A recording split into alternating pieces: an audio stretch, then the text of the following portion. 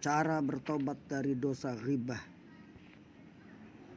Saudaraku, kita perlu mengetahui bahwa dosa ghibah merupakan dosa yang berkaitan dengan Allah, sehingga pelakunya dituntut untuk banyak-banyak baca istighfar, untuk banyak menyesal, serta bertekad untuk tidak mengulanginya. Juga berkaitan dengan hak Adam, sehingga untuk menggugurkan dosa ini ada syaratnya yang harus dipenuhi agar tobatnya diterima dan menjadi sempurna. Syarat tambahan inilah yang menjadi perbincangan para ulama. Ada yang berpendapat bahwa mengatakan seseorang yang menggibahi saudaranya, tebusannya cukup dengan memohon ampunan untuk orang yang digibahi. Mereka berdalil bahwa kafaratul ghibah ang tastaghfiru liman tabatahu. Tebusan ghibah adalah engkau memintakan ampun untuk orang yang engkau ghibahi. Hal ini didukung oleh hadis Rasulullah, doa untuk orang yang dighibahi, Allahumma ghfir lana walahu. Hadis riwayat Hakim. Hikmah dari permohonan ampun untuk orang yang dighibahi ini adalah sebagai bentuk tebusan untuk menutup kezoliman yang telah ia lakukan kepada orang yang digibahi. Jadi tidak perlu mengabarkan gibahnya untuk meminta kehalalan kepada orang yang digibahi. Pendapat ini dipegang oleh Syekhul Islam Ibnu Taimiyah. Murid beliau adalah Ibnu Qayyim, Ibnu Muflih, Asy-Syafarini dan yang lainnya. Bahkan Ibnu Muflih menukilkan dari Ibnu Taimiyah bahwa pendapat ini merupakan pendapat mayoritas ulama. Mereka menguatkan pendapat ini dengan 3 alasan. Yang pertama, mengabarkan ghibah kepada orang yang akan menimbulkan dampak negatif, mendapatkan dampak mafsadat yang tidak dapat dipungkiri, yaitu akan menambah sakit perasaannya. Karena celaan yang dilakukan tanpa sepengetahuan orang yang dicela lebih menyakitkan ketimbang celaan yang dilakukan dengan sepengetahuan orang yang dicela. Dia mengira orang yang selama ini dekat dengannya dan berada di sekelilingnya, ternyata dia telah merobek-robek kehormatannya di balik selimut. Alasan kedua, mengabarkan ghibah kepada orang yang dighibahi akan menimbulkan permusuhan. Karena jiwa manusia seringkali tidak bisa bersifat objektif dan adil dalam menyikapi seperti ini. Alasan yang ketiga, mengabarkan ghibah kepada orang yang dighibahi akan memupus rasa kasih sayang di antara keduanya. Yang terjadi justru semakin menjauhkan hubungan silaturahim. Hal ini juga sependapat dengan saya. Seperti itulah saya juga berpendapat. Tak diragukan lagi dampak kerusakan yang timbul dari mengabarkan ghibah ini lebih buruk daripada pengaruh negatif perbuatan ghibah itu sendiri. Ini menyelisih tujuan syariat yang bertujuan untuk menyatukan hati, memupuk rasa kasih sayang dan persahabatan. Padahal di antara prinsip yang berlaku dalam agama Islam adalah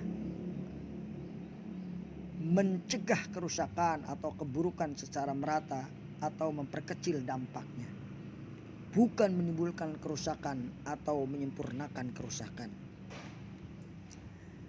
Adapun pendapat ulama yang kedua menyatakan bahwa memohon ampun saja tidak cukup, akan tetapi harus ada usaha meminta kehalalan kepada orang yang digibahi atau taubatnya diterima di sisi Allah. Dan bagi pihak yang ingin yang digibahi seyogianya untuk memaafkan saudaranya yang minta maaf, minta halal karena telah menggunjingnya, agar ia mendapat pahala memaafkan kesalahan orang lain dan keridhaan Allah terhadap orang yang pemaaf. Pendapat ini dipegang oleh Abu Hanifah, Imam Syafi'i, Imam Maliki, dan riwayat dari Imam Ahmad ketika membahas permasalahan tuduhan palsu, apakah diharuskan menceritakan tuduhannya kepada orang yang telah dituduh dalam rangka meminta kehalalannya atau tidak perlu diceritakan. Ulama yang menguatkan pendapat ini adalah Imam Ghazali, Al-Qurtubi, Imam Nawawi, dan ulama-ulama lain sependapat dengan mereka. Mereka berdalil dengan hadis dari Abu Hurairah yang mana beliau mengatakan Rasulullah Shallallahu Alaihi Wasallam bersabda, "Man kanat lahu madlumatun li akhihi min irdihi aw syai'in falyatahallaluhu minhul yaum qabla alla yakuna dinaru wala dirham. In kana lahu amal salih ukhida minhu biqadari madlumatin wa illam takun lahu hasanatun ukhida min sayyiati sahibihi fahumila alaihi." Siapa yang pernah menzolimi saudaranya berupa menodai kehormatannya atau mengambil sesuatu yang menjadi miliknya, hendaknya ia meminta kehalalannya dari kezoliman yang tersebut sebelum tiba hari kiamat yang tidak ada manfaat lagi dinar dan dirham. Pada saat itu, bila ia mempunyai amal soleh, maka akan diambil seukiran kezoliman yang ia perbuat. Bila tidak memiliki amal kebaikan, maka keburukan saudaranya akan diambil kemudian dibebankan kepadanya. Dari hadis ini mereka menyimpulkan bahwa ghibah adalah dosa yang berkaitan dengan hak manusia, maka dosa tersebut tidak bisa gugur kecuali minta kehalalan dari orang yang telah dizalimi. Mereka menganalogikakan masalah ini dengan permasalahan hak harta dan benda, di mana bila seorang merusak harta benda milik orang lain atau mengambil hak tanpanya, maka bentuk taubatnya adalah menggantinya atau mengembalikannya kepadanya. Mengenai hadis yang dijadikan argumen pendapat pertama, yaitu kafaratul ghibatu an tastaghfiru liman tabatahu. Tebusan ghibah adalah engkau mintakan ampun kepada orang yang telah engkau ghibahi. Saudaraku yang dimuliakan oleh Allah Subhanahu wa taala. Kalau kita lihat ada dua pendapat tersebut di atas, maka mari kita mengintrospeksi diri. Pendapat mana yang menyatakan, atau pendapat yang kedua yang menyatakan harus. Mungkin terlebih bila orang yang ghibah dikenal pemaaf dan lapang dada, kita bisa mengambil pendapat kedua. Tapi kalau sebaliknya, maka kita bisa mengambil pendapat yang pertama. Intinya dua pendapat ini adalah sama-sama memiliki konsekuensi asal dari tebusan ghibah, yaitu meminta halal kepada orang yang dighibahi atau meminta maaf.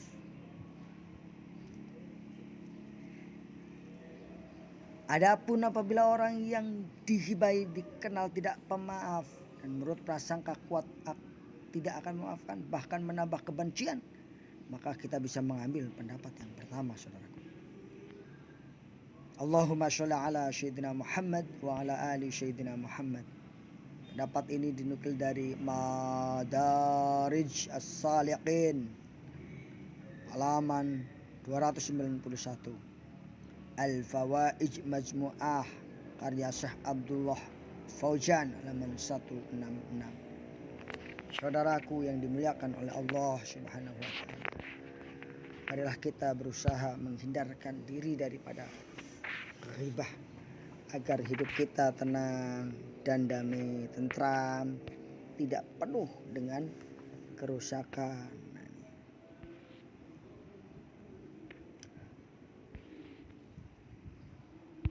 Bagaimana caranya menghapusnya? Ya, tadi sudah dijelasin ya. Adapun di sini akan Bapak jelaskan lebih singkat lagi, bahwa di sini dijelaskan bahwa ada 3 cara. Memang ghibah itu pertama harus kita tahu hukumnya itu sangat dilarang bagikan memakan bangkai saudaranya. Allah berfirman dalam surat Al-Hujurat, wala tajassasu wala yaghtab ba'dukum ba'dhan ayyuhibba ahadukum ayyakula lahma akhihi maitan faqarihtumuh wattaqullah innallaha tawwabur rahim. Hai orang-orang yang beriman, jangan saling mencari kesalahan, saling memata-matai, cari aib satu sama lain. Jangan kalian menggunjing satu sama lain. Apakah kalian suka memakan bangkai saudara kalian sendiri, sementara kalian tidak suka melakukan hal tersebut? Surat Al-Hujurat ayat 12. Jadi saudaraku sekalian, ghibah itu tidaklah akan membawa kebaikan kepada kita. Nah, agar dosa ghibah termaafkan tanpa meminta maaf, yang pertama memuji orang yang pernah kita ghibah. Kita puji dia di hadapan atau di majlis di mana kita pernah ghibah terhadap saudara tersebut. Yang kedua, kita menyebutkan kebaikan-kebaikan orang tersebut di hadapan orang-orang yang pernah mendengar ghibah tersebut. Dan yang ketiga, mendoakan kebaikan untuknya dan memohonkan ampun untuknya kepada Allah Subhanahu wa taala sebagaimana hadis tersebut di atas. Demikian yang dapat sampaikan, semoga bermanfaat khususnya bagi saya dan umumnya bagi yang mendengarkannya. Jangan pernah kecewa, pernah menghibah orang, tapi kita bertobat kepada Allah Subhanahu wa taala. Itulah jalan, satu-satunya jalan yang terbaik. Demikian, wassalamualaikum warahmatullahi wabarakatuh.